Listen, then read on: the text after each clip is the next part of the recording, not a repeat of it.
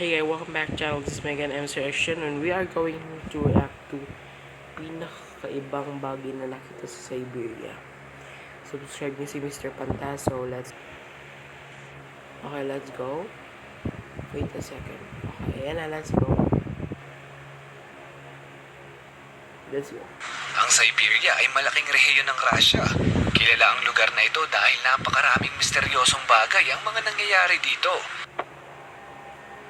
Tulad na lang ng Tunguska event na naganap noong 1908. Isang malaking bulalakaw ang tumama sa Russia. Mabuti na lang ay walang napahamak. Pero milyong-milyong mga puno naman ang nawala dahil sa 12 megaton explosion nito. Hindi lang yan. Nito lang ay may mga misteryosong craters din ang bigla-bigla na lang nagpapakita sa lugar na ito. Crater palang tawag dyan. Ano itong mga butas na ito na bigla na lang sumusulpot sa Siberia? Maging ang mga dalubhasa ay nagugulat sa kung ano ang nangyayari. Sinasadya ba ito ng kung sino man? O kasama ito sa natural phenomenon? Paano ito nangyayari? At posible rin kaya ito sa Pilipinas? Mga misteryosong crater na lumalabas sa Siberia, yan ang ating aalamin.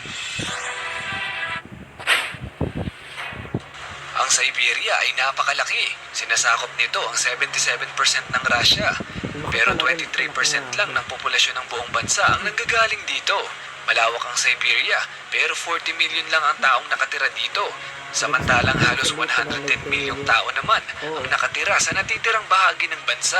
Ang dahilan kung bakit kaunti lamang ang populasyon sa Siberia ay dahil sa kondisyon at napakalamig na panahon nito.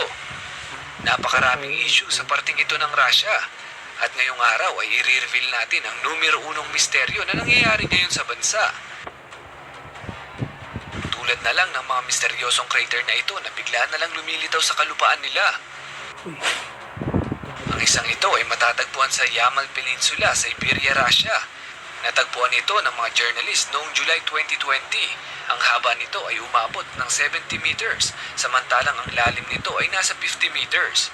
Ang paniniwala ng iba, marahil ito raw ay nagmula kung hindi sa bulalakaw, sa missile explosion. At ang iba naman ay sinasabing maaaring alien daw ang may gawa nito. Pati ang mga dalubhasa noong una ay hirap ipaliwanag ang mga bagay na ito. Sa inisyal na pag-aaral ay nasabi nilang malabong nanggaling raw ito sa pagbagsak ng bulalakaw. Kung susuriin itong maigi, makikita na ang mga buhangin ay tila nagmula pa sa ilalim, para bang nagbukas ang lupa. Kinalaunay na kumpirma nga na hindi ito nabagsakan ng kung anumang bagay mula sa taas o mula sa kalawakan. Kung hindi, isa itong pagsabog na nagmula pa sa ilalim. May nagsabi pa nga, pinaniniwalaan nilang dahil ito sa pagtaas ng temperatura noong 2012. Hindi lang isang beses nangyari ang insidenteng ito. Ayon sa kanila, mayroon ng 17 craters ang matatagpuan sa lugar. Noong July 2014 pa, ay may nakita na silang crater sa Yamal Peninsula.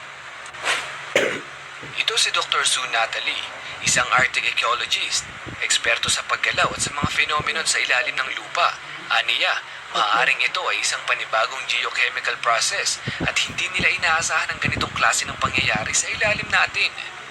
Habang nagsusuri ang mga siyentipiko, ay napag-alaman nila na una na pala itong nangyayari sa Canada. Tinatawag nila itong bingo, yung sinisigaw mo kapag tumama na yung puro mo. Bingo pala yun. Ang bingo sa Canada ay mga burol na nabuo dahil sa pressure sa ilalim ng lupa. At kapag sobra na ang pressure ay sumasabog ito at naglalabas ng yelo na may kasamang lupa. Ganito raw ang konsepto ng misteryosong crater sa Russia. Dahil sa pressure sa ilalim ay bigla na lang pumuputok at nagkakaroon ng butas.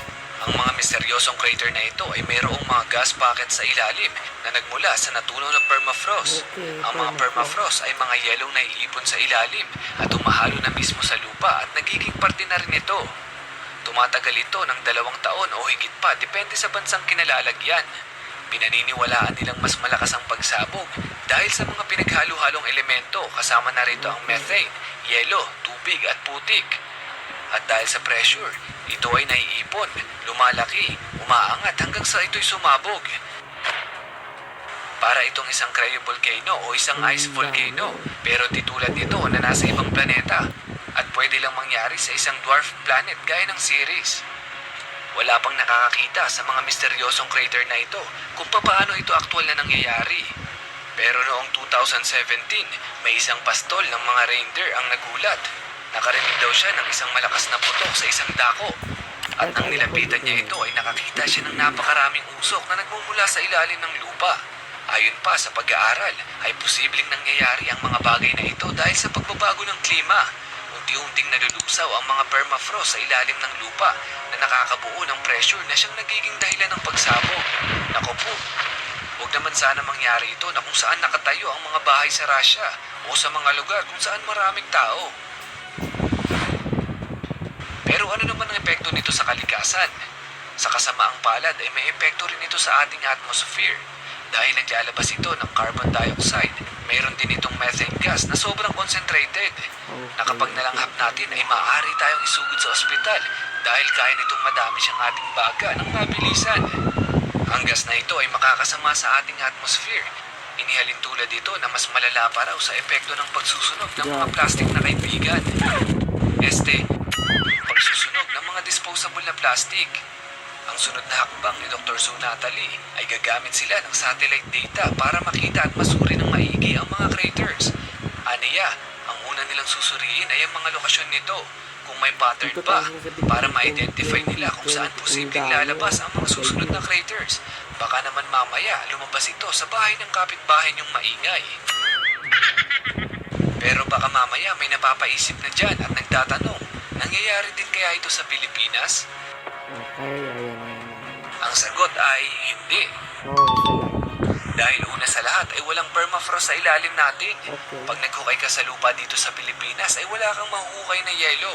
Yamashita at Aliano Gold sana ang mahukay mo. Kung tutuusin ay talagang delikado ang mga craters na ito. Pero sa ngayon ay wala tayong dapat ikabahala dahil never namang lalamig sa Pilipinas. Pero bakit nga ba walang yelo sa Pilipinas? Sa Ecuador. Yun ay dahil napakalapit natin sa Ecuador. Ang Ecuador ay direktang nakatutok sa araw kaya napakainit.